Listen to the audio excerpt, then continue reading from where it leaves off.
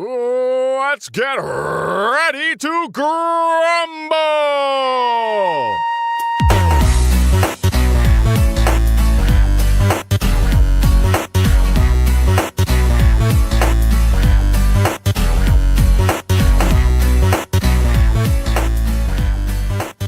Ladies and gentlemen, it's now time for a Royal Grumble After Dark. Does that mean we can swear?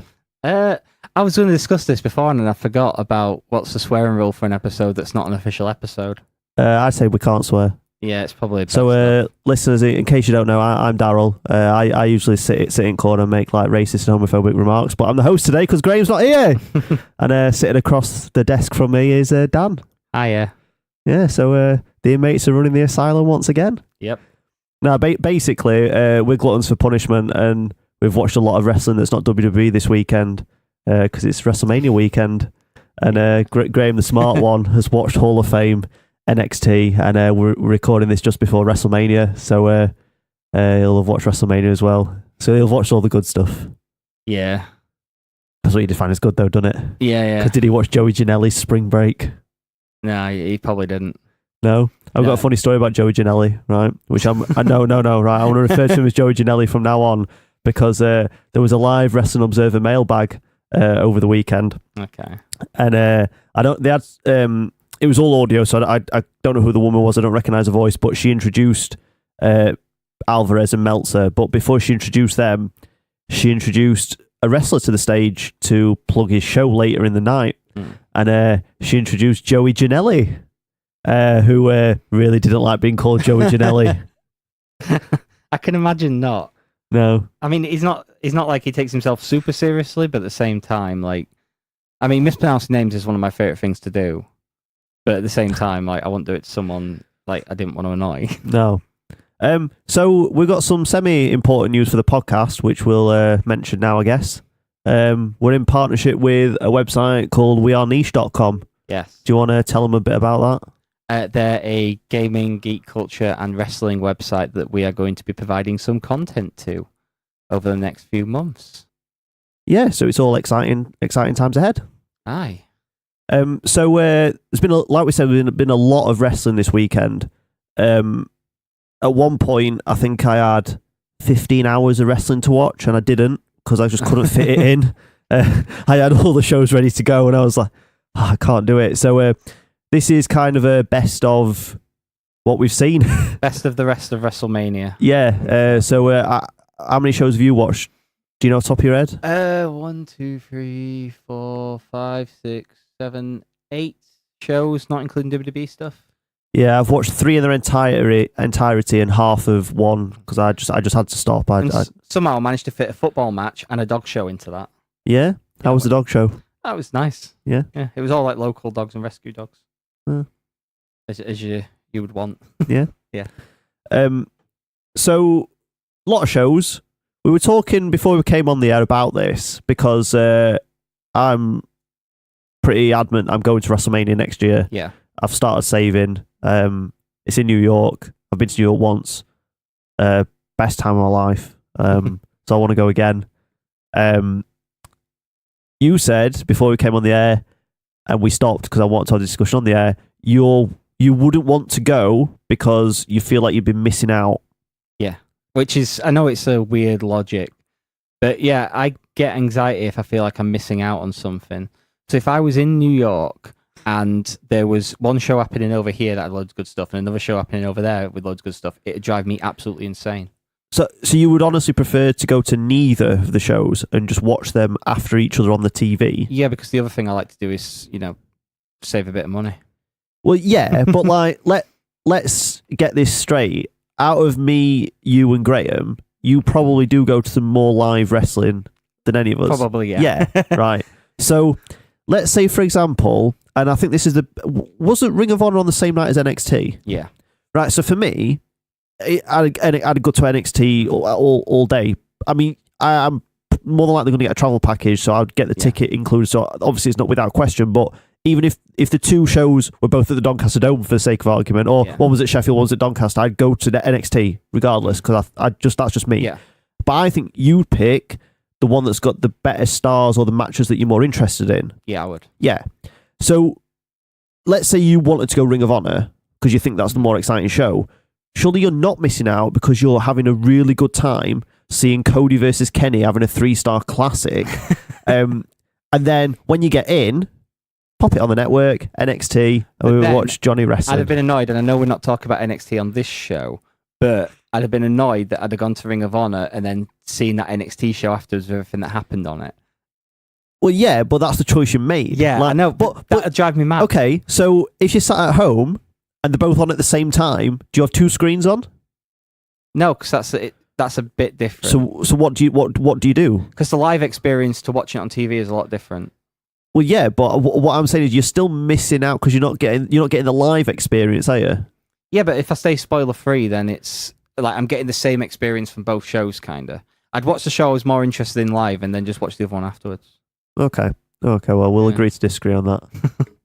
Because I'll be going next year, and I'll be cherry picking shows, and I won't feel like I'm missing. Let's say there's a Progress show on the same time as an ROH show, and they've both got guys on that I want to see.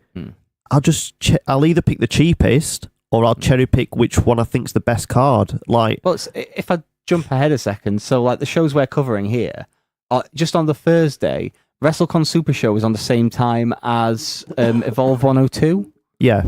So I would have wanted to do like all the WWN stuff, but Wrestlecon Super Show was awesome, and I wanted to do that too. And it had been the choice for that one. I'd have been more like, well, it's the other end at City. Should I stay and watch Evolve 102, which had a really great main event, or go to the WrestleCon Super Show and see Golden Lovers versus Best Friends, and then try and get back to watch the Beyond show afterwards at midnight? And it just creates all this issue for me, and I'm getting stressed out thinking about it just sat here. It is a bit of a shame that there's no way that they can do the shows without clashing, but I think it's good that they're providing a lot of shows which are all pretty well attended. Yeah. I mean, last time I went to WrestleMania, there was 2 Ring of Honor shows, there was a convention that shared a hall with a gun show, and then there was WrestleMania and Hall of Fame. Did you give them 2 tickets to the gun show? I did not. Okay. I was a bit startled by people walking around with automatic rifles in the street. That freaked me out a little bit. Well, I think that's why I want to go to New York again, because I'm pretty sure guns are banned in New York. Like on the street, yeah. Yeah. But and then I got called a liar by Stan Hansen. But were you lying to Stan Hansen? No. Oh, what did you? He asked me if I knew who Tony St. Clair was. He's no World of Sport wrestler, yeah. Okay. I was trained by 25-year Matt veteran Keith Meyer. I know my World of Sport. Yeah? Yeah. So then he called you a liar? He called me a liar. He said I'm too young to know who he is. Why are you lying to Stan Hansen? There's one man I wouldn't lie to, it's Stan Hansen. It's all right. I get more than like a foot away from him. He can't see me. Yeah, good point.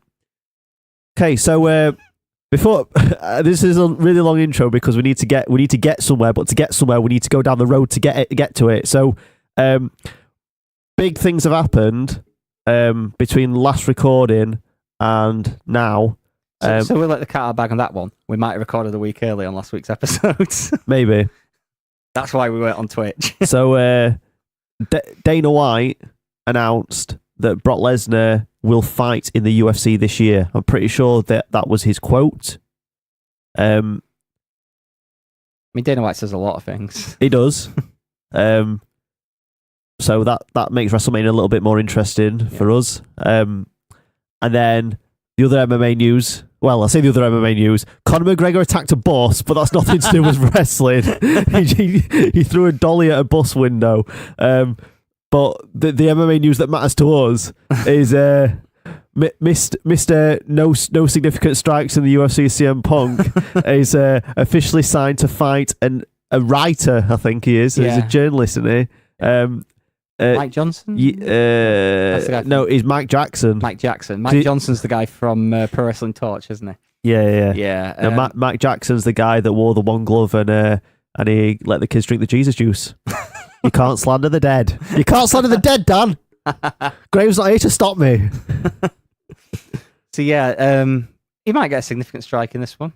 Maybe. This is the guy that lost to the guy that won the fight to fight CM Punk. Yeah. I'm pretty sure that sentence makes sense. But again, Graham's not here to correct me. UFC messed up on that one a little bit because it turned out the guy who won that fight is way more talented than they expected him to be, and then went on to beat their golden boy Sage Northcutt, and then has kind of just been like not used that much because they were probably a bit annoyed. But it's probably a more even fight for him, I guess. I mean, and then a journalist that's had like one professional. Is it even a professional fight that one against Mickey Gall or an amateur fight? A professional fighter in UFC. Yeah. So we had one professional fight. They're both 0-1, so it makes sense. Yeah. Well, I think he might have had more than that fight as well, though. Oh. So he's got a bit more experience, but it's not a winning record. Do we think CM Punk's going to win? Is my question. I don't know, because the problem is the 2 times I've seen both of these guys fight, they both got mauled by Mickey Gall. So it's hard to tell. Like, was one mauling harsher than the other, or I don't know. It's difficult. I don't know, but let's move on from MMA and talk about Matt Riddle's Bloodsport. Yeah, fake MMA. The first show of the WrestleMania weekend for me. I watched this live on Fight TV. The stream was half an hour late because WWN do this every year and never get streams working properly. I really love my shoot style stuff, so I was really excited for this show. Okay, I've got a quote from myself that I shouted. I'm going to edit the quote because it does contain a swear. Okay. There's no effing ropes. Yeah, because Matt Riddle doesn't like rope breaks. Clearly. Yeah, so he doesn't like rope breaks, so he decided on his show, well, I'm not going to have ropes because we don't need them. Well, I see his point. Yeah, makes sense. Yeah. It gives it more of a like grappling feel than a wrestling show. Because one of the things that annoyed me about Tetsujin, I love Travis Banks, but he did his slice of heaven kick off the second rope. I don't know what that is. It's where he jumps up onto the second rope and then turns around and does a Enziguri kick. Yeah, but is that not like that? Because that bloke in MMA land did a spinning... The Showtime kick. Like, I think off at Cage, didn't like he? But that's the Showtime kick, and that's crazy. Whereas Travis Banks doing it in a shoot-style fight felt a bit... I mean, he got submitted. What do you mean? In a shoot fight, a bloke did a springboard off of a cage and kicked somebody in the head. Yeah, but it was so unusual that something like that happened. Yeah, and a major thing. Right, so Travis Banks did it. How many other people did a springboard kick? Could you not argue that that's unusual? I mean, he did it again in his next fight as well. Oh, well, I can't defend that. He did win his first fight with it, but then the second time he tried it on Chris Brooks, and Chris Brooks caught him in a knee bar and submitted him. Okay. Yeah. Are we doing a full rundown or just picking best matches? I'll let you tell me what matches you want to talk about. Okay. Because a lot of them, there was only 45 minutes in this entire show of ring time. Yeah? Yeah, everything else was intros and then intermission.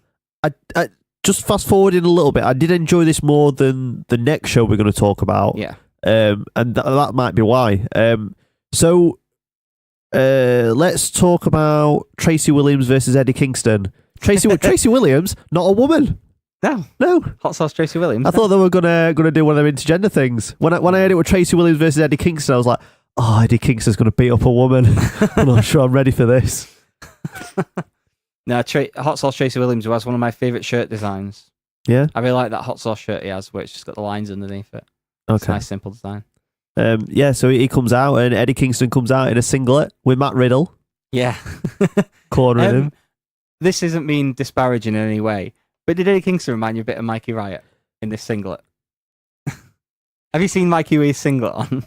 I don't know who listens to this show, so I'm not going to pass comment because he lives locally. He might know where I live. Like, he might come and get me. I like Mikey, but I like Mikey as well. But like, Mikey, he's working. Yeah, but I've got certain things to say about Eddie Kingston because he doesn't live near me, so I can get away with it. He'll come and find you, Eddie Kingston. Well, be right.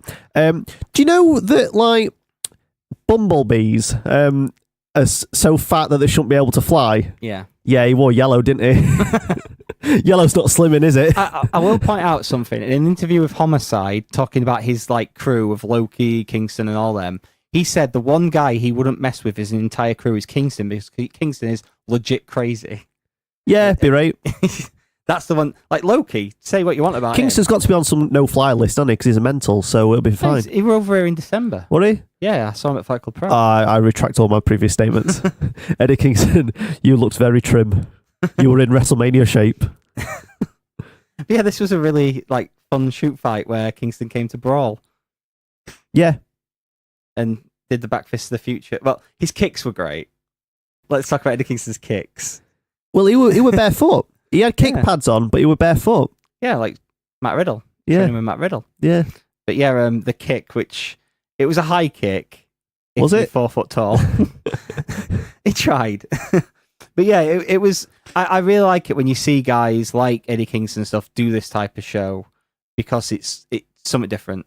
I really enjoy it. Well, yeah, that's why I wanted to talk about it because I skipped over the first match because he had a bloke come out in a gi, and I was just like, Dominic Greeny, bit of a tryhard, isn't he?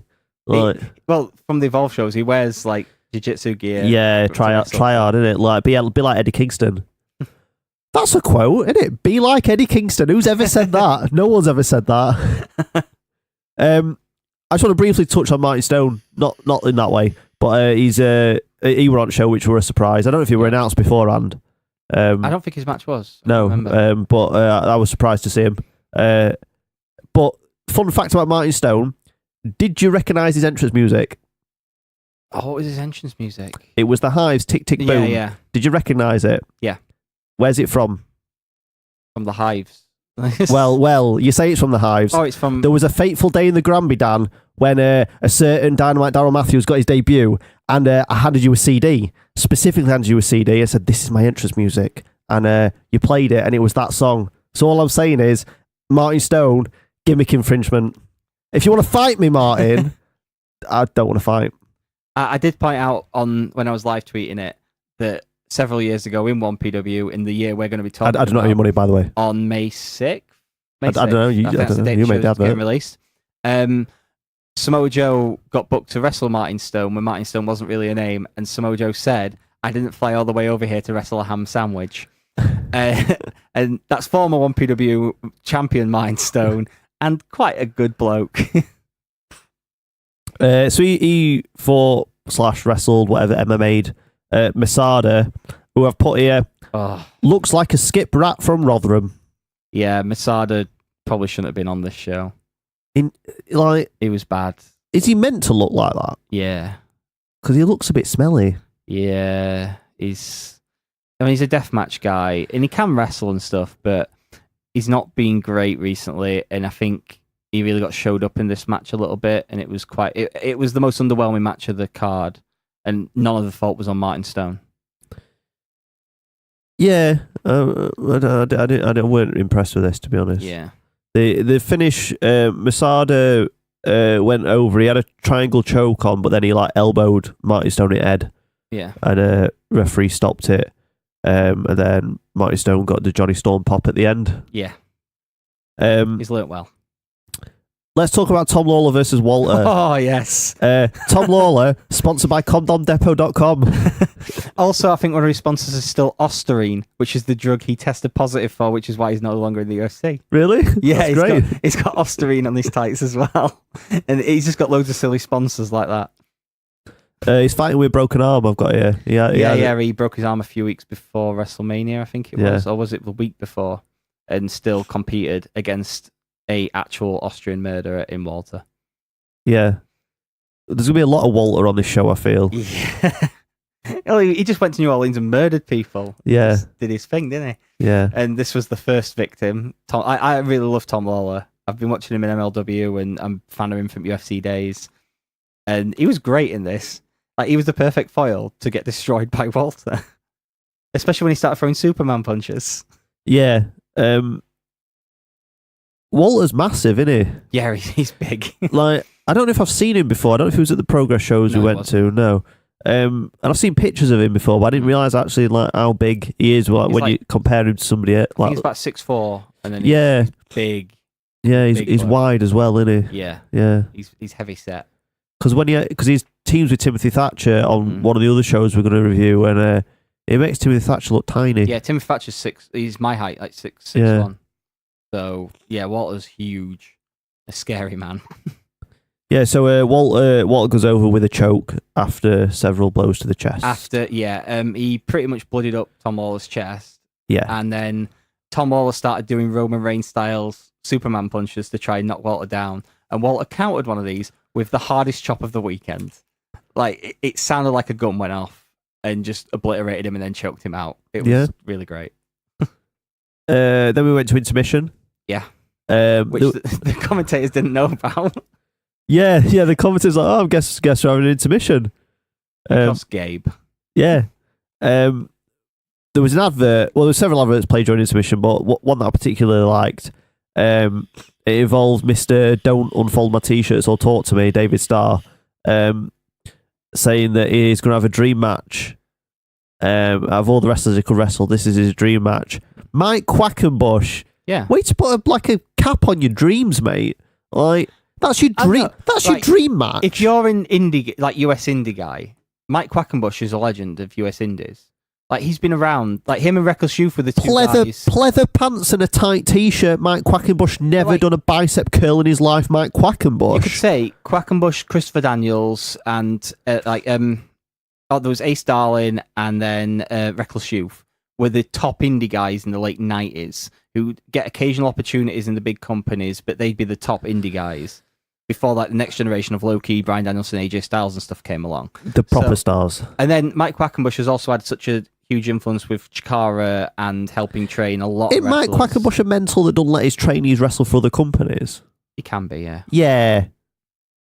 But I'm a fan of Mike Quackenbush, and I posted on Twitter about this match as well, saying this was my favourite promo package because I loved every single one of them, of the Joey Janela Spring Break ones, but this was really earnest, and it had good music because I like Tears for Fears.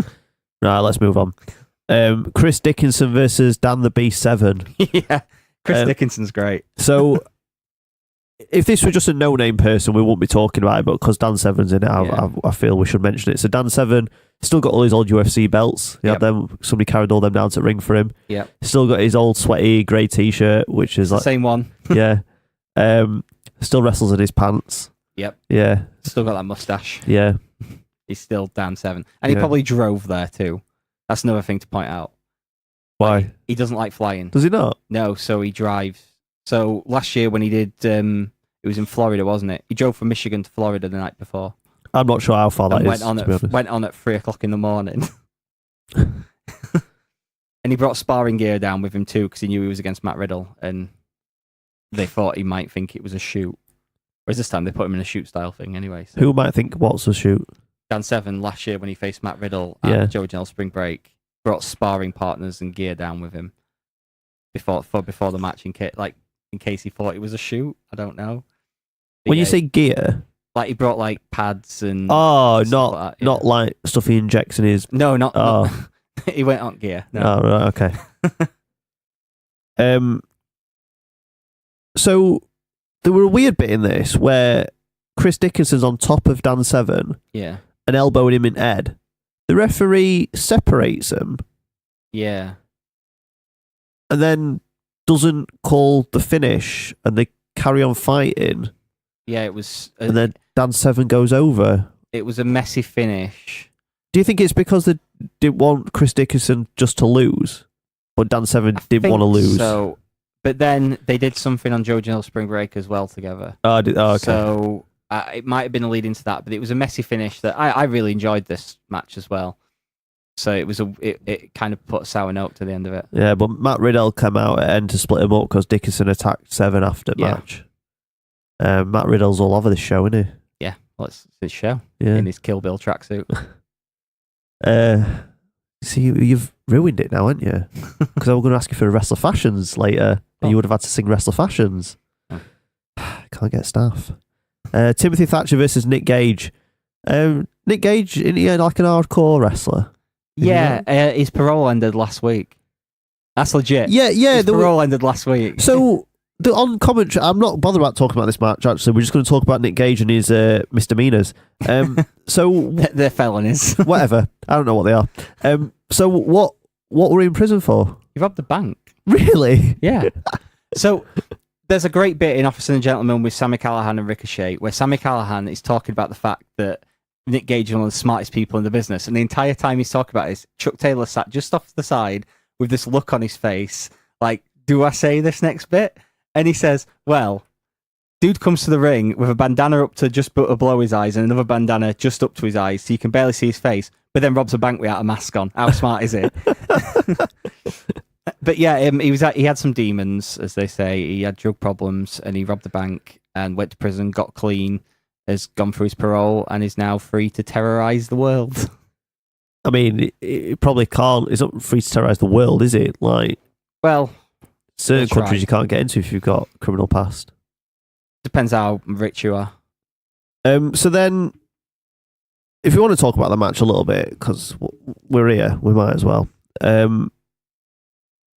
They fought outside the ring, didn't they? Which I don't think anybody did. Yeah, like Nick Gage thought, well, Tim Thatcher's really good at grappling that, so I'm just going to beat him up around the ring. Yeah, again, I'm not sure how I felt about this because, like, before watching the show, I weren't sure how I felt about it in general because I'm not sure what it's meant to be. Because, like, for me, if you go in, oh well, you know, he trains in jiu-jitsu, it's like, well, he can use that in a wrestling match. Why are we? Oh, I don't understand what this is.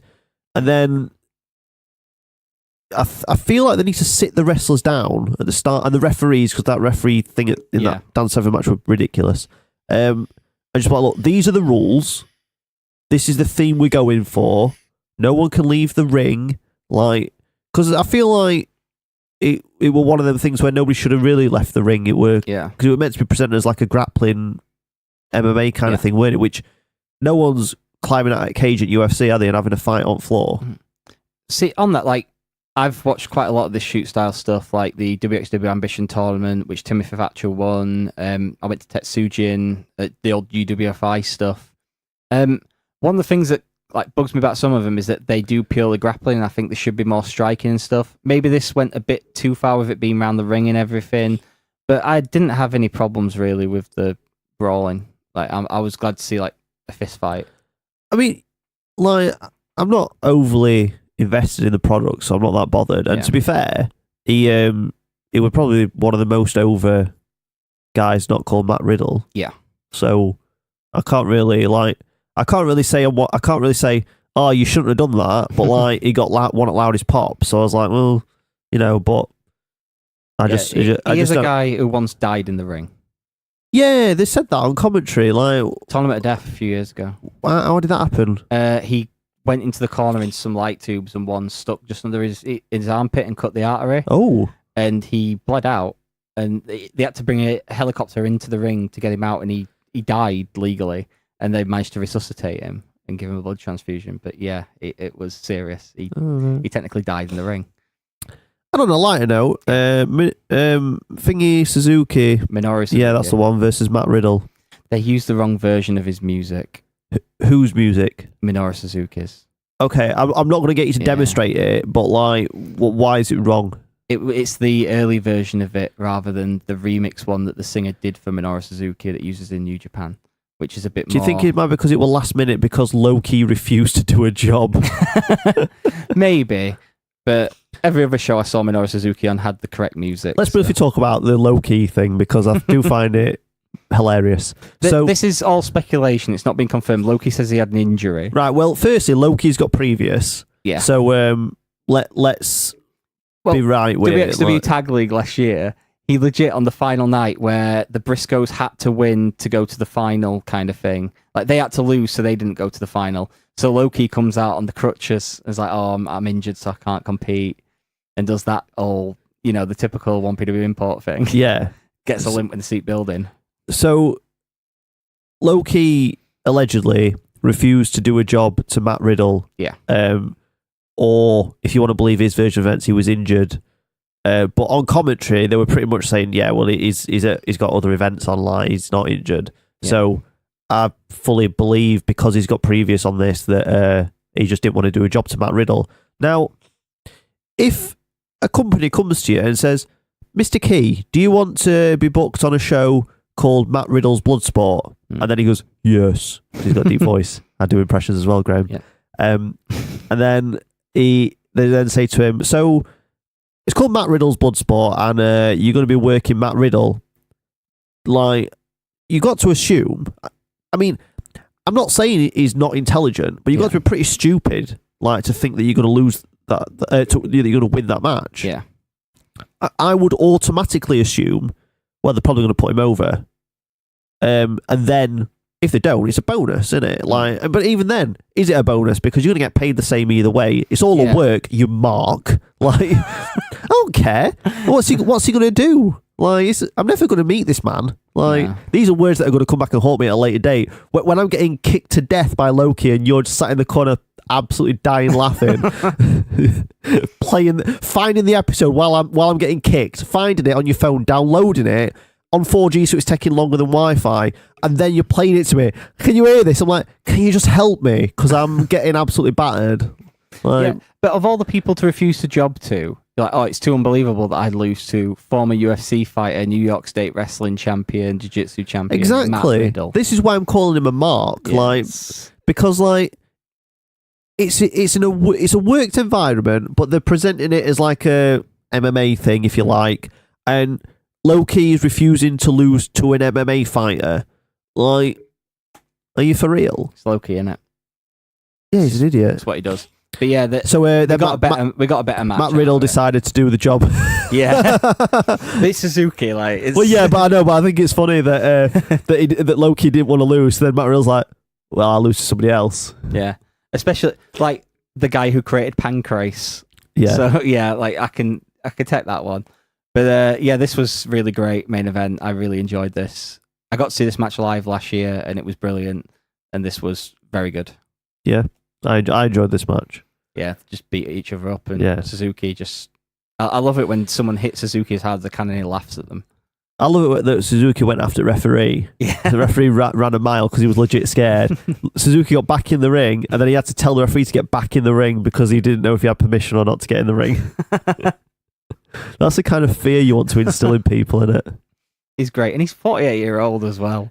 Like 48, 49-year-old, he's getting on a bit, and he's still just a monster. He's brilliant. I love Suzuki. So that's Bloodsport. That's Bloodsport. We're not doing a full rundown of all the other cards because we're going to be here all day, and I've not got time in my life. So, Evolve 102. Is there anything you want to talk about specifically on Evolve 102? I think the three matches I'd like to just talk about for a minute. Keith Lee versus Darby Allin. Okay. So Darby Allin is like a skinnier Jimmy Havoc who's depressed right now and is going against every big bloke in Evolve. Yeah. And getting murdered by them. And there's nothing I love more than seeing one of the big guys like Keith Lee, Walter, Jeff Cobb throwing people around. Are you aware of the concept of the freight train? Yes. Because I've got on my notes, Keith Lee is what the freight train thinks he looks like. That is probably true, yeah. But yeah, Keith Lee... Choo-choo time. Keith Lee murdered Darby Allin. Enough of Darby Allin was scooped up to come out after Ringkampf versus Daisuke Sakamoto and... let's see if I can pronounce this right. Munenori Sawa, I think it was. Munenori Sawa? Yeah, Sewer, I think. Sewer. I think. In a really, really great tag match, which had a lot of Walter and Daisuke Sakamoto hitting each other's heads. The last time Sewer wrestled for Evolve was at Evolve 5 in 2010 against Daniel Bryan. Yep. Just thought I'd bring that up because Daniel Bryan. He's also been retired since 2012, and these are his first matches since then. Yeah, because didn't Battle Arts end? So like, there's no one else who wrestles like I do, so yeah, I'll quit. And you couldn't tell because like, he was genuinely really good on this weekend, coming out with his flag on Sakamoto's shoulders and all that stuff. But yeah, I really enjoyed this tag match, and I know Timothy Thatcher said before this, like one of his bucket list matches was Sour, like one of the ones he always wanted to have, and he got to have that match on 103, I think it was. But yeah, this was a really great tag match, and afterwards Darby Allin came out and said, "Why'd wait till tomorrow, Walter? Why don't you kill me now?" So Walter threw him out of the ring. He got back in and he powerbombed him to oblivion, and then just walked off, going, "What the fuck?" Yeah. Oh, he's got to put money in the jar. It's 50p. So then we had the main event of Matt Riddle versus Zack Sabre Jr. for the Evolve title. Yeah, which was a great match, really, really great, and Matt Riddle defeated Zack Sabre Jr., ending his 13-month reign, nearly 14 months with the Evolve title. Yeah, there was a good counter. So Matt Riddle went to do a German suplex to Zack Sabre Jr., but like as he had him around the waist, as he lifted him, Zack Sabre Jr. somehow span around 180 degrees and locked in a guillotine. Yeah, which I thought were pretty good. Zack's amazing. But yeah, it was probably time for him to lose the Evolve title, and there's reason for it as well. He's signed full time with New Japan apparently. So yeah, I heard that. yeah, so he's dropping some titles, and So he's not like Zaki 10 belts anymore, is he? No, got one. Yeah. But yeah, this was a really great matchup. After this, in the same venue, I'll go quickly through this because I know you didn't watch this. Beyond lit up, and in carrying on with companies trying to do something different, this was a full intergender card. You don't feel too great about intergender wrestling, but it was an enjoyable show. There was some good stuff on there. Matt Riddle versus Deonna Purrazzo was pretty good. James Ellsworth came out afterwards and tried to attack Matt Riddle. And then Matt Riddle got on the mic and said, I'm just going to repeat what everyone else in here is saying. You just effed up, bro. And then Ellsworth ran away. Team Porg versus LAX from TNA. That was really good. What else did we have on the show that was worth talking about? The Rumble Bees versus Joey Ryan and Laura James was good. Hot Sauce Tracy Williams defeated the returning Kimberly, Abby Leif, formerly of WWE from the Mae Young Classic. And then Tesha Blanchard defeated MJF, Mia Kim and Wheeler in a 4-way. Jessica Havoc defeated Jimmy Havoc in the Battle of the Havocs. Janela P, which is Joey Janela and Penelope Ford, defeated Orange Cassidy and Session Moth in a really, really, really funny match. And then Tony Storm beat Timothy Thatcher in the main event and bloodied him up as well in a really great match, which was Timothy Thatcher kind of like taking it easy and just being like, why am I fighting a woman? Like just shoving her down and being a bit of an idiot until Tony Storm fired up and made him submit. Wrestlecon Super Show. Yeah, the Wrestlecon Super Show. Right, here we go. Commentator didn't realise his mic was on at the start. Yeah. And I'm not sure which commentator it was because it was Excalibur and... Excalibur was the one who didn't realise it was live. No. Right, this is like before... Oh, yeah. So it was the commentator, Excalibur and... Marty DeRosa. Marty DeRosa. One of them, I can't remember which one it was, said, you're going to have to help me so much during the women's match because he also doesn't like women's wrestling. Sexist. It's the women's evolution. But yeah, this was from WrestleCon, and it's their annual Super Show. Right, Dan. So if you're organising a wrestling event, for a live crowd, right, you're going to get your wrestling ring, aren't you? Yeah. Okay. So you got your wrestling ring. You've booked your wrestlers. You've booked your referee. You've booked your ring announcer. You've sold your tickets. You've got your little entrance stage. You've got your music. You've got your live feed all set up and everything. You're ready to go. You've got your commentators. Remember to pack the bell. Like, are you serious? Like, how do you not have a bell? I mean, it's in the same building that all the other shows are in. Does nobody have a bell? Or just old school rap against the ring post with a spanner. Or do you mean the old school 1PW Granby of a fire extinguisher? Yeah, the fire extinguisher. Spanner fire extinguisher combination. That was my job at Granby shows for a while, next to my sound desk. It's like turn the music down, bang the fire extinguisher with the spanner. Is there any matches in How Powerland is that? 1PW. May 6th.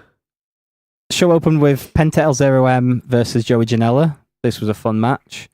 Joey Janela did a Death Valley driver on ring apron. Yeah. He's kind of like That's Walter. the hardest part of the ring. Kind of like Walter. He's trying to murder people, but he's trying to kill himself at the same time in a suicide pact. Penta super kicked that woman. Yeah, he did. Penelope Ford. Yeah. Yeah. After this, we got the Joey Ryan Intergender Challenge. Right, this is the best bit of the whole card. I'll let you take it. Right. So they announced it as an intergender match or something about intergender. I couldn't quite tell because the PA system weren't great. It was the Joey Ryan Intergender Challenge. Okay, right. So I heard that and I was like, oh, I'm not that interested in this, but I'm going to wait and see how it plays out. And I'm glad I did wait. So for listeners that haven't seen it, this is going to be a real treat. So Joey Ryan comes out dressed as Andy Kaufman. So he's got like the sweater things on and he's got the shorts over the top. But he's got the dressing gown over that to begin with.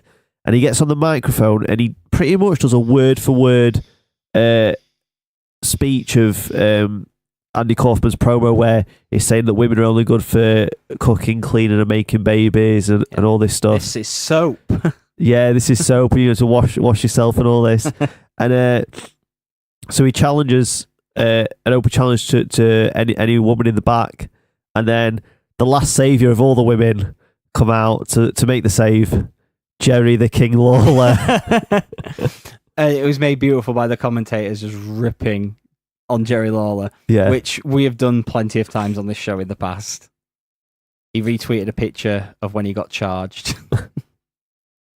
So then what actually happens is he says, Jerry, I'm gonna swear because it's a quote. Yeah. Fine. He says, Jerry Lawler touched my dick. Well, before that, he says, I don't know if you've seen the news, but in Louisiana, pile drivers are illegal. Oh yeah, So pile you're- drivers are banned. Yeah. So the one move you can do to beat me, you're not allowed to do. So I'm going to say this once, I'm going to say it clear. Jerry Lawler, touch my dick. And then so Jerry Lawler looks a bit puzzled, but he's still got the crown in his hand. Yeah. And like, if you're watching it, you don't, I mean, I was thinking, why has he still got his crown in his hand? But obviously I weren't thinking the next thing was going to happen. I was like, it's a bit odd. He's still got it in his hand. I thought maybe he's going to hit him with it. He fired a fireball out of his crown onto Joe Ryan's penis. It's a sentence I never thought I'd say. It was brilliant, wasn't it? Yeah. It was a really great little segment. Jerry Lawler got DQ'd for that. He did the job, low key. Yeah. So the other things worth talking about on this show, definitely Ishii versus Jeff Cobb. Yeah, I tapped out after this match, mate. This was a brutal match. Millies of shoulder blocks. Yeah. It's because Ishii's got a low center of gravity, being only 3'2", so him and Jeff Cobb can just batter each other. He's a boulder. He's just a boulder of a human, and it was just great to see him and Jeff Cobb throw each other about and batter each other. Ishii does look a bit like Graveler off of Pokemon. I was trying to think of the Pokemon name. Yeah. He is just a giant piece of rock. Stone Pitbull. But yeah, this was a really, really great match. I really love Jeff Cobb, and Ishii's one of my favorites. This is really, really great. You didn't watch the second half, but the matches I'll mention. Minoru Suzuki, Brian Cage, and David Starr versus Juice Robinson, Hiroshi Tanahashi, and Sami Callihan. This was a fun, weird six-man match. I never thought I'd see David Starr in the ring with Tanahashi. It's a weird one for me. Especially considering he's a Noah guy and he's a New Japan guy, and Suzuki teaming up with David Starr as well. I wonder if Just anybody really like unfolded David Starr's t-shirts before the show. I won't hear anything bad said about David Starr. Look, if my mum and I had my t-shirts before going to a wrestling show, I'd be a bit annoyed if somebody unfolded them as Also, well. as he was making his entrance, the ring announcer didn't do his proper entrance. What's his proper entrance? The list of nicknames. I was going to try and do it then, but I know I'll mess it up because it's like 13 or 14 different nicknames he's got in a certain order. Okay. And then the main event of the Golden Lovers, Kota Ibushi and Kenny Omega versus Chuck Taylor and... Who's the first one? I can't remember the first person was, but the second person was Dan Barry, who got thrown straight out the ring. And then it was Orange Cassidy, who didn't even come down. And then eventually Flip Gordon came out to team with him on the promise that if they won, he'd be all in. Yeah? Because Chuck Taylor lied to him and said, yeah, I've just run Cody now, and if you help me win, you're all in, mate. Did he win? He also said, I've just spoken to the leader of the Bullet Club, Cody. And Kenny Omega went, what? He's like, it's cool. But yeah, the Golden Lovers got the win in this, and it was brilliant. And it just shows like Chuck Taylor is more than just a comedy guy, because he can do all that really good stuff. He trained Ricochet. Like, it's... We'll be talking about him more on the show on Sunday. Yeah. Yeah, a lot of fun on that show. So that was Thursday. Yes, Thursday. So we're 45 minutes in. Let's go to his first break. We Are Niche is a gaming, film and wrestling news-based website that aims to bring together fans from all across the world to learn and talk about their favourite aspects of nerd culture. Specialising in opinion pieces, top 10 lists and any other fun ways to interact over our favourite genres, We Are Niche aims to provide you with enough stimulating content to actually make you want to stick around and become part of our fun community on the edges of the outer rim on the internet. That's www.weareniche.com or on Twitter @WeAreNiche.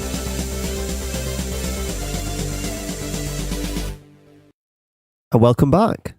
Yeah. Did you get a drink? Yeah. Yeah. Quick one. Yeah. So this part's gonna be a quick part. Yeah. We're gonna condense Friday 24 hours into as little time as possible. Well, this is the stuff I didn't see, so I can't contribute as much. So well, I watched Evolve 103, which is the first one we're going to talk about. Why don't you pick two matches to talk about from 103? Well, I think. Oh, okay. Yeah, I can do 2 matches from Evolve 103.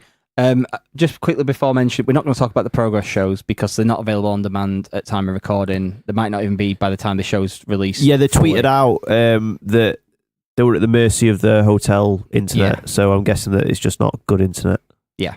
So, and they're off to Australia straight from New Orleans, so not bad for them. So yeah, Evolve 103, the 2 big matches on this card, I think were the opening match, which was Keith Lee versus Austin Theory in a champion versus champion match, which Austin Theory won.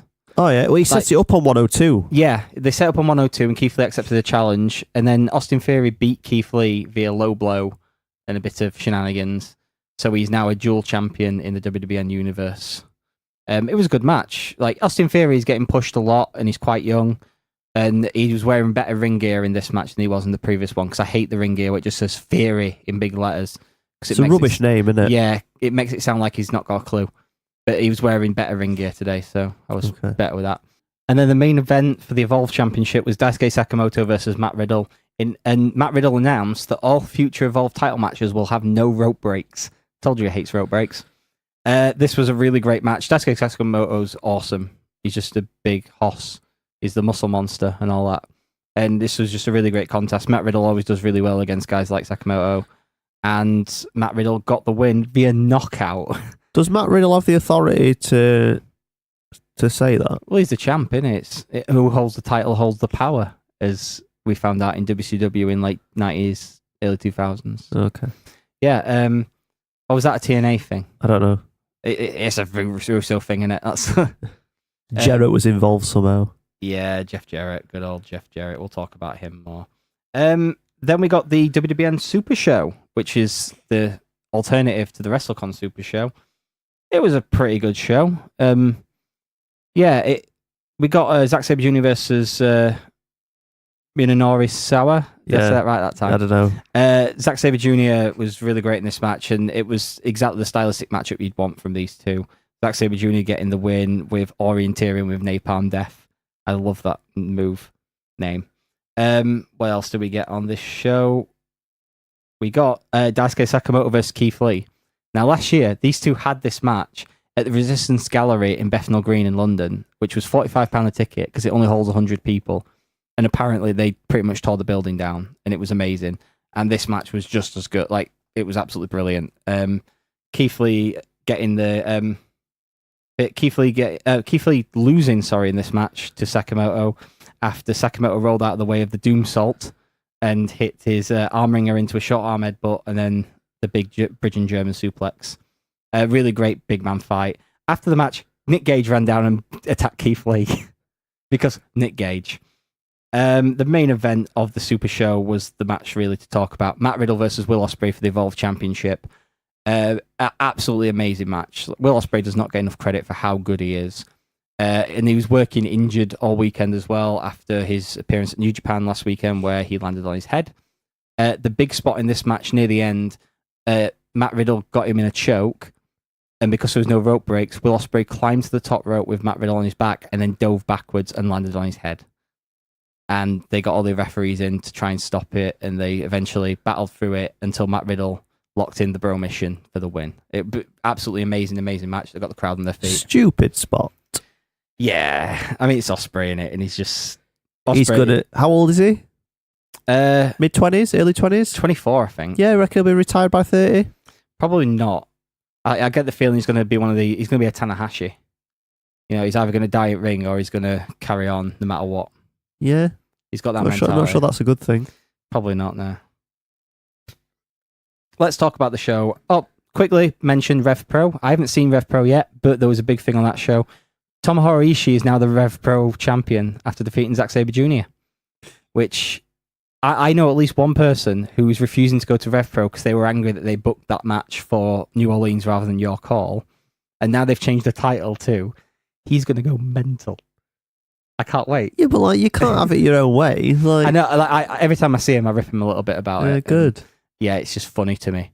But that means now at Epic Encounter in May, it's Keith Lee versus Ishii 2 for the title, which is kind of cool. Finally, on the Saturday, Joey Janela's spring break. Joey Janela's spring break. Yeah, I got up at 6 a.m. on Saturday morning to watch the show live. Why? Because I was figuring out in my head how I was going to get to watch all the shows I wanted to watch, and I've still not managed it. But the only way I could watch this show when I did was by watching it live on Fight TV. So I got up at 6 a.m. and did the deal. And I'm glad I did, because it was a great show. Right, well, bear in mind I didn't, so it'd be a bit boring for the listeners if you're just talking all the time. Pick some high points from the show. James Ellsworth versus Matt Riddle. Yeah? So there was the spot in this match where Matt Riddle tried to do the big running knee to James Ellsworth. And James Ellsworth stood at him afterwards and looked confused, and then pointed at the fact he had no chin, so he couldn't be knocked out.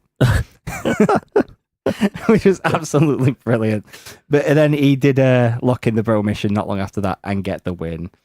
Do you think that's a decent payday for Ellsworth? Yeah. Yeah, it's not bad for him. Yeah. It was a good little thing for him. Also, Virgil made 2 appearances on the show, just coming out and demanding his F money and just being annoying. Virgil, innit? Okay. I don't understand. Well, Virgil's friends with Joe Janela. Is he? Yeah. There's a whole story about it. You'd have to listen to a Joe Janela interview to get the full thing. Okay. But, Virgil has made several appearances over the last 2 years. They also did 2 very good intro videos. The first one, the intro video for the full show, was a parody of The Wrestler, where it was an old Joey Janela, like played by this actor, being said, like saying, "Oh, do you think you'll ever do a Spring Break 2?" He's like, "Oh, I don't know if my body can do it anymore." And eventually, like someone pitches it, his daughter like pitches it to him, and then this guy pitches it to him. He goes to meet Leo Rush at a convention, who's an old black guy now, and it's just this old black guy doing all Leo Rush's poses, and then eventually puts on the show. And it was Leo Rush the one that was in NXT that said Emma wasn't ready for Asuka or something? Is he back on the Indies now? No. Oh, no, but it was like he had Leo Rush as one of his last matches, and he got really famous off of no selling the powerbomb spot last year in CZW. Okay. But and he likes to make fun of Leo Rush. And then the other video was MJF, CZW Wired champion, announced that he was going to be in the Cluster F match, because I'm trying not to swear. And Joey Janela tweeted back saying, "No, you're not. You're not invited." So then they did a video where it was him trying different disguises, trying to get into the building, until eventually a member of the crew got him and locked him in a closet. It's just silly stuff like that. Is he in the closet? No, but they locked him in the clean closet so he wouldn't be on the show. But then he ended up making it. Oh, okay. Pierre Carl Oulet versus Walter. I didn't know what to expect from this going in, and it turned out to be probably the best match on the show. I really wanted to watch this, I just didn't have time, but I've seen a picture of PCO's chest. Yeah, he must have said to Walter beforehand, "Let's work snug tonight." And Walter's like, "What's snug? I'll just battle you like I do everyone else." And yeah, it was a brutal hoss fight of match. And PCO was brilliant. Like, for a guy who's in his 50s and stuff, he was absolutely brilliant in this match. And it was Walter caning him and just beating him up, and absolutely brilliant stuff. Is he the pirate? Yeah, he used to wear he was in the Quebecers, and he used to wear the pirate, wasn't he? Yeah. Yeah, the guy who refused to job to Kevin Nash. Yeah. Yeah. We got Nick Gage versus Pentaral Zero M. That was kind of fun. Pentaral Zero M, we need to talk about him briefly. Is he WWE bound? I'm not sure. There's rumours going around that he might be. Yeah, because they he's got a pro wrestling T site. Him and one of the other luchadors, I can't remember, Ray Phoenix. Yeah. Brother. Yeah. It was the last weekend you could buy anything from their pages, and then on the Pro Wrestling Tees Twitter it just says "Don't ask us why." So either they've had a falling out or they've signed somewhere, and I assume they've signed somewhere. Well, they met Steve Austin as well this weekend. There's a nice little video of him giving Steve Austin one of their T-shirts and stuff, and Austin loving it. Yeah, yeah, it's quite a fun little video. David Starr versus Mike Quackenbush with Walter. While we talk about luchador, sorry to interrupt, but I just remembered Del Rio no-showed a TNA. We will event. be talking about that on the main show. Okay. We will be talking about that in detail. Okay. Walter was on commentary for this match, just dismissing everything David Starr did. He's like, yeah, I don't really get the hype with David Starr. I've beat him like 9 times already, and he can't beat me, so, yeah. I see his point. Yeah, he was just like, yeah, he's just a bit arrogant and annoying, and he keeps wanting to fight me, and I keep having to beat him up. But yeah, this was a really great match of David Starr and Mike Quackenbush, like, doing all their stuff. Mike Quackenbush got the win. David Starr got the win over Mike Quackenbush, and Walter goes, "How disappointing," at the end. that David Starr won.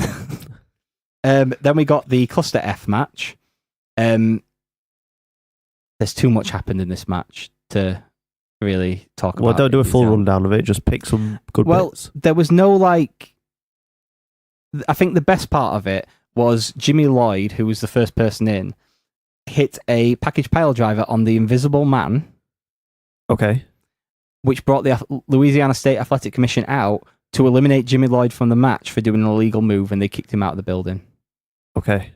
And then MJF and Ethan Page teamed up as like the bad guys and were eliminating all the favourites. And then at the end, Ethan Page got eliminated, and then MJF eliminated... I can't remember who it was. Oh, Mikey Whipwreck. Yeah, Mikey Whipwreck was there.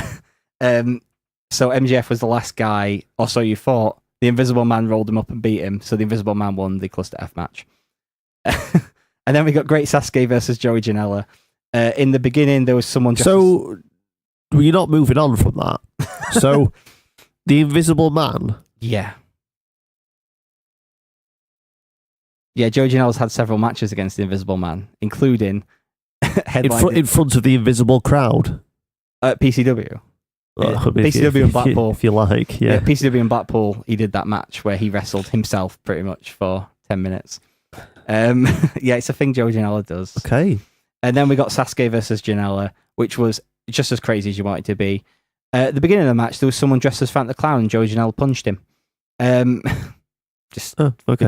Was it a work, or was it a fan that was actually Frank the Clown, or what? It was a fan dressed as Frank the Clown. It was a work, probably, because Frank the Clown, I think, has been tweeting Joey Janela, and Joey Janela's sick of it. But he still did something. Yeah, if you've ever seen a Sasuke match or a Joey Janela match, this was that. It was really crazy. The one thing that didn't happen was the barrel moonsault. He tried to do it, but Sasuke couldn't get on the top rope with the bin over his head to moonsault out of the ring with it. So eventually he just threw the bin at Joey Janela and then missed a moonsault anyway. Okay, I don't know what the barrel moonsault is. He normally gets in a barrel and then gets to the top rope and does a moonsault while in the barrel, and most of the time misses it. Why does he do that? Because he's a nutcase. Okay. Yeah. There was also a bit where, to distract him, Penelope Ford got in the ring and danced with him, and he slow danced with her and stuff, and it allowed... Penelope Ford danced with... Sasuke. Okay. Yeah. It was just a really crazy match, and in the end... also, the Death Valley Drive on the apron happened again. Eventually, at the end of it, Joey Janela hits a diving double foot stamp onto a chair on Sasuke for the win, and he cuts a promo at the end, declares Sasuke's new dad, and they both did karaoke to end the show, singing Bon Jovi's It's My Life. Right, do you want to go to a break? Yeah. Yeah, because I've got nothing to say about that. Before the renaissance of British wrestling. Before the revolution. Before the progress. There was one. One company who pushed the boundaries.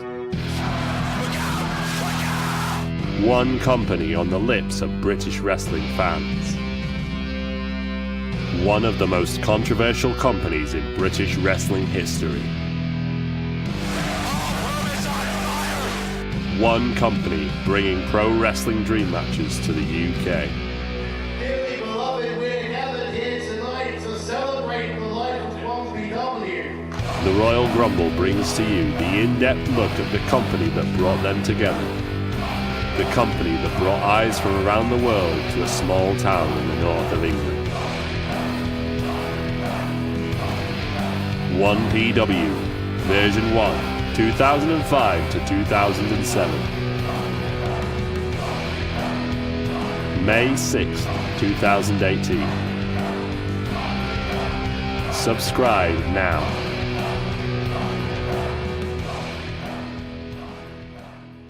We do not owe you money. We're back. Or a quick break. Yeah. We've got stuff to do today, haven't we? We've got WrestleMania to watch. You've got food to cook. Yep. You're cooking Satan's wings, aren't you? Satan's wings, yep. Yeah. And tofu. Enough of the small talk. We've got a show to talk about, mate. It's a Ring of Honor Supercard of Honor 12. Yes. So my version of it may not have been a legal version.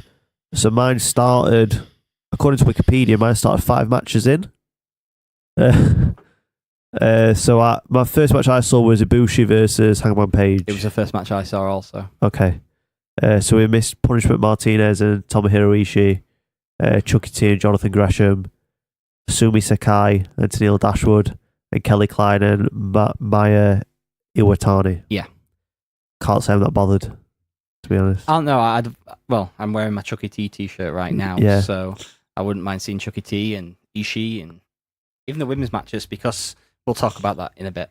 Yeah, so we'll talk about the women's match now, actually. I'm not bothered about the Ibushi and Hangman Page. I thought that was a really good match. I think Hangman's improving by the show. I think he's getting I just really, don't really care good. about Hangman Page when he wrestles. I watch him on Being the Elite and think he's pretty funny, but I think he's the opposite of Cody. Outside the ring, he's not really interesting, but in the ring, he's really good. And when he's in there with most people now, he has really entertaining matches that get you into him. So if somehow him and Cody could combine, you'd have the perfect wrestler. yeah. Yeah. So tournament final for the inaugural Women of Honor Championship. It was Kelly Klein versus Sumi Sakai. Yeah, so with the 2 semi-finals, I think this is the least interesting matchup you could have had out of the 4 semi-finalists. Sumi Sakai's good, but not great. Well, they were lauding her as like a legend of women's wrestling or something. Yeah, she's been around a long time, but at the same time, she's not really talked about in those circles as much as a lot I've of the never other heard women. of her. She wrestled for Ring of Honor and Chikara a lot in the mid-2000s, and I mean, yeah, she's good, but compared to like even Mayu Iwatani, who is a lot younger, is an absolutely phenomenal talent, and I felt like maybe she should have been in the main event, or Tennille Dashwood should have been in the main event. But yeah, but then with the Kelly Klein thing as well, they've been pushing her for about 3 years. Like even before they did the reboot, they were pushing her as this undefeated monster. And yeah, so Sumi Sakai won the belt. yeah, I was surprised by that result, and it was kind of a weird finish as well. It just kind of seemed flat. And Yeah, Daphne was there. yeah, Daphne was there, and Yeah. she was into it. I like Yeah. Daphne.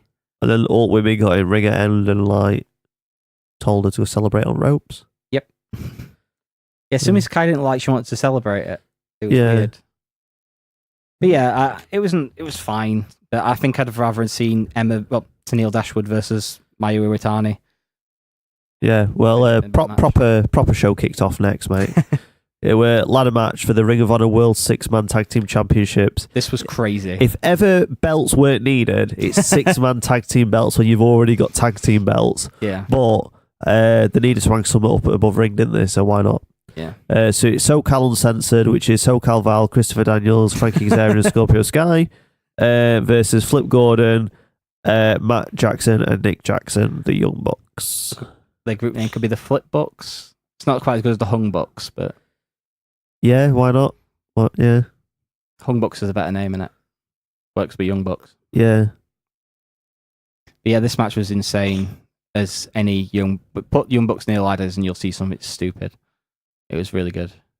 Yeah, so the Kingdom, Oh, I the think. Kingdom. Yeah, so the match was going pretty good. I think it was just stepping into next gear, and we're getting into it. Yeah.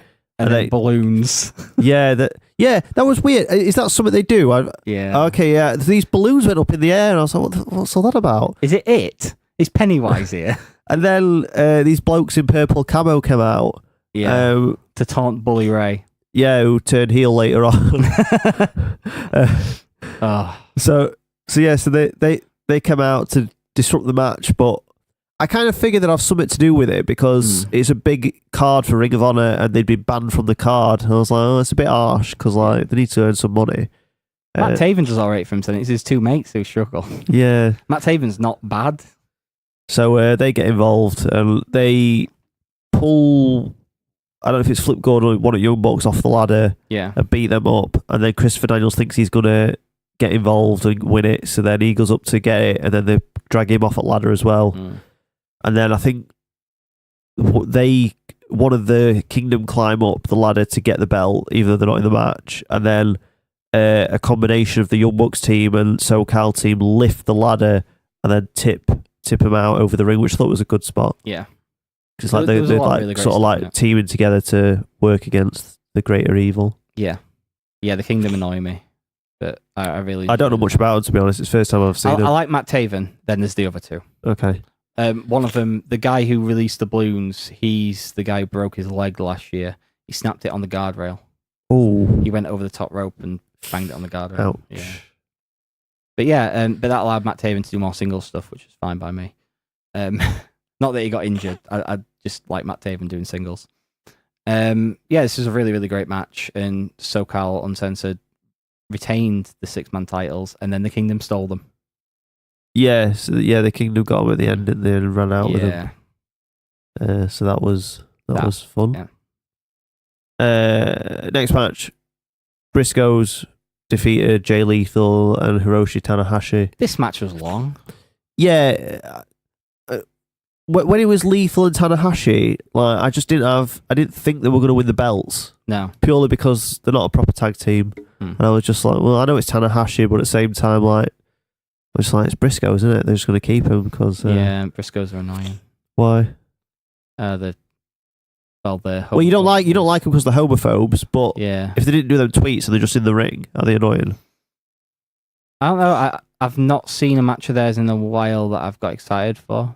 No. No.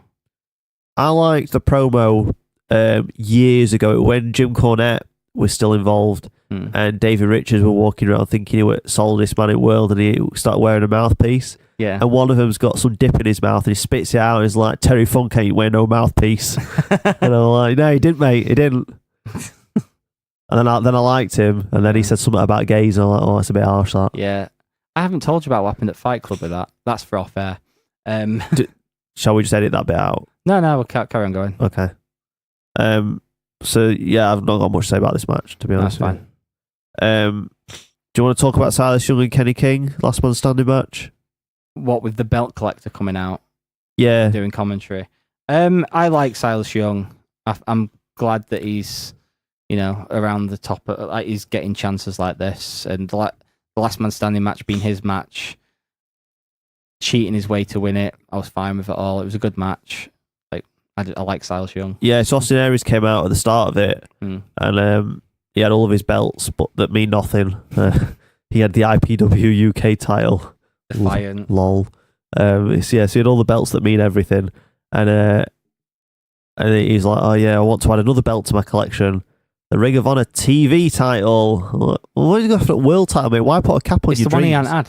Yeah, but why put a cap on your dreams? Because then I think he'd be a Grand Slam champion. Oh no, because he hadn't won 6-man. Who's bothered though? Like if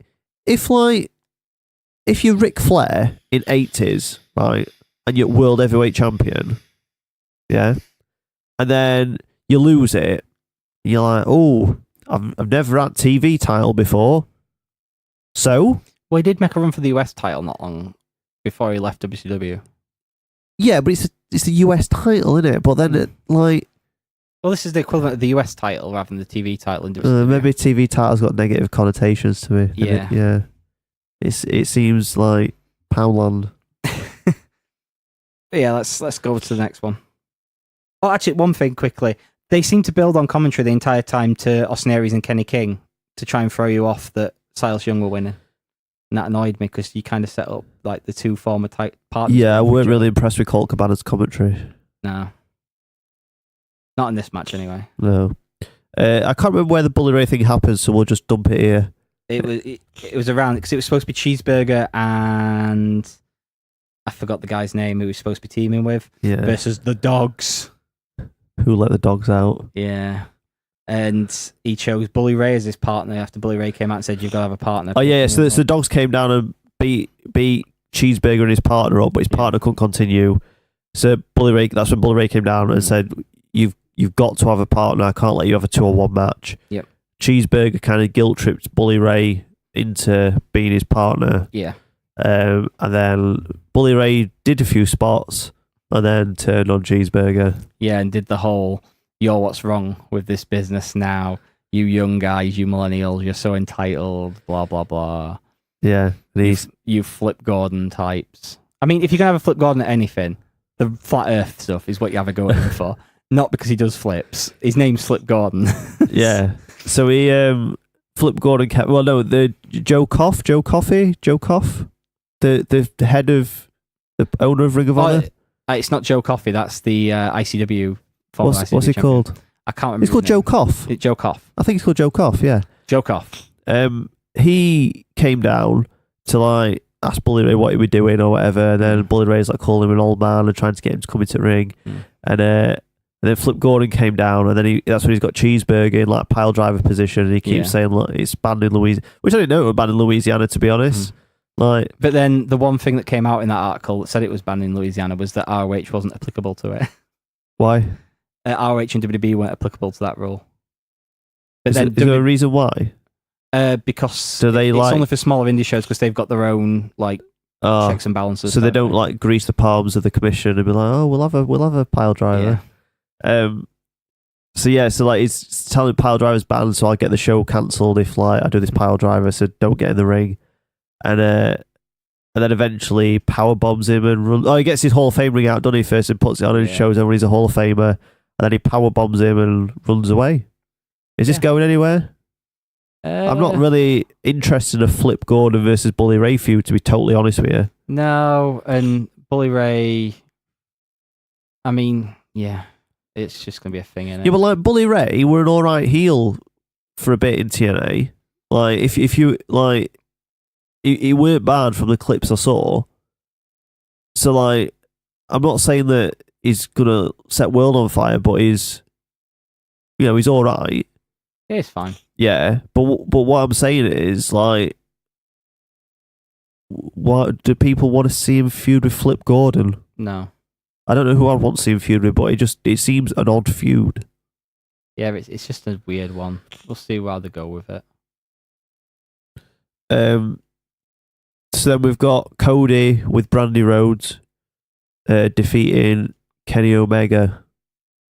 Yeah, it was a really good match, and I've seen some criticisms over it, saying that Kenny had his house show boots on and stuff like that, but this is the first match in what's going to be a series. The story's not finished yet, so I'm not as upset about that. I thought it was a fine match, and they did a lot of really good stuff, and it was entertaining, and it kept me enthralled for the 20-odd minutes, 25, 30 minutes it went for. 37 minutes and 15 seconds, according to Wikipedia. Really? Yes.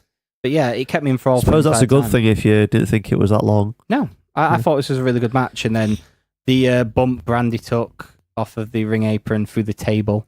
Yeah, that looks like it hurt. Yeah, it looked like it hurt, and Becky, my partner, was watching it with me, and she says, Brandy's probably just thinking now, can someone please move me so my like bumhole ain't showing? Was a bumhole showing? The position she landed in, she was like legs above head and everything. It was... Well, I might have to go back and watch that. Yeah. I get enough comments from her about my love of Brandy Rhodes, so I'll stop. But yeah, this match was really great, and the finish, how they did the Young Bucks making their choice, where they went for Cody, but Cody like fell down, and they ended up super kicking Kenny. Well, it was a bit pro wrestling contrived, weren't it? Because they got in the ring and then sort of like looked puzzled to what they were going to do, and it's like, well, surely you're not making that decision in the ring. Yeah. But they might have had last minute change of heart for a second because of everything that's happened. Because I'm pretty sure they lined up to kick Kenny first, and then they faced Cody. Yeah. And then as Kenny was getting up, he sort of positioned himself behind Cody. Yeah.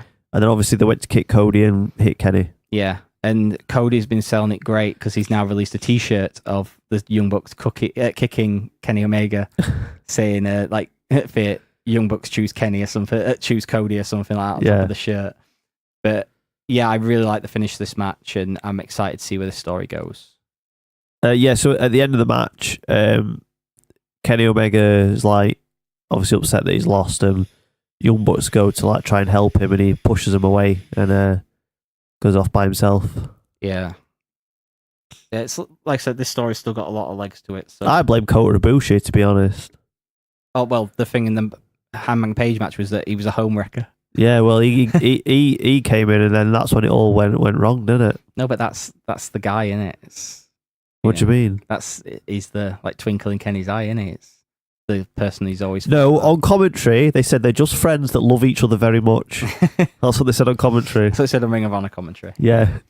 But yeah, I'm really loving this story, and the fact that these guys like the Young Bucks and stuff, who've a lot of people have aimed the criticism at them, they have no psychologist storytelling, and now telling this long drawn out story through multiple mediums and multiple companies, I think is really great. Yeah, but when people said they've got no psychology or storytelling, I think they meant within the context of the matches. But they have that now as well. Yeah, like within the matches, What I'm just saying, because like, to be fair to people that were saying that, they weren't going, oh, they can't tell stories over multiple platforms on YouTube and on New Japan and on Ring of Honor. They were just saying that they were just having dream matches before. So I'm really glad that they've worked on that side. Well, I didn't agree with the criticism that much in the first place. So okay, main event. So well, the main event, but I wouldn't really class it as the main event, is Dalton Castle with the boys. Or the lads, or whatever they're called. The boys. Yeah, I loved his entrance. I love Dalton Castle. Defeated Marty Scurll. Yeah. See, this match, after the Kenny Cody thing, the crowd had died a little bit, and they managed to bring them back in, which I feel like any match that can, after such a massive match that had so much build, to be put in that position is tough. So to bring the crowd back into it takes a lot. And it's not obviously as big as this moment, but I'll compare it. We watched WrestleMania 30 the other week.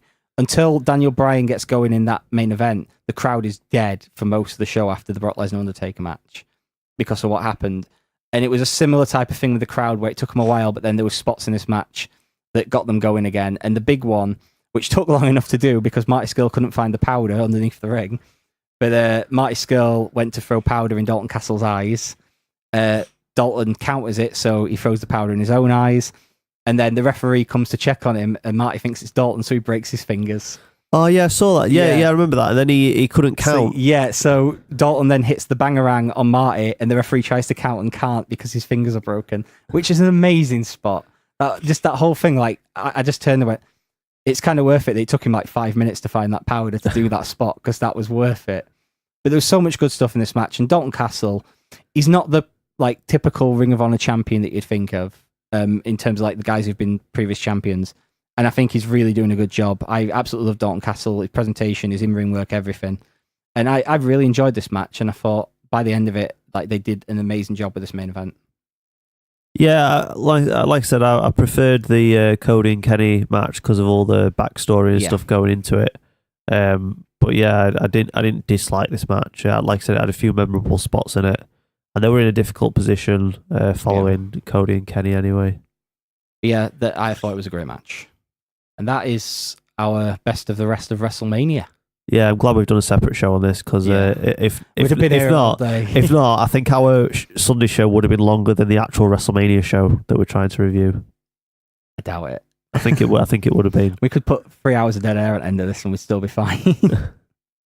Right, so that's that for this. That makes sense, but whatever. Yeah. Join us again on Sunday. Yeah, so we're back on Sunday with Hall of Fame, NXT, and WrestleMania review. Yes. Yeah. It's our anniversary show. Our second anniversary show. Are you going to bring some cake? Oh, are you? Well, you're the one who brought it up. I didn't realise. Graham, you're bringing cake, mate. Yeah. We'll sing happy birthday and then ask whose birthday it is. That's a joke for the room. And on that note, I've been Daryl. Say goodbye, Daryl. Goodbye, Daryl. You've been Dan. Say goodbye, Dan. Goodbye. You find us on Facebook, Royal Grumble, Twitter, Royal Grumble Pod, Instagram, Royal Grumble Pod, Twitch TV/Royal Grumble, and we are niche.com. Yes. See you later.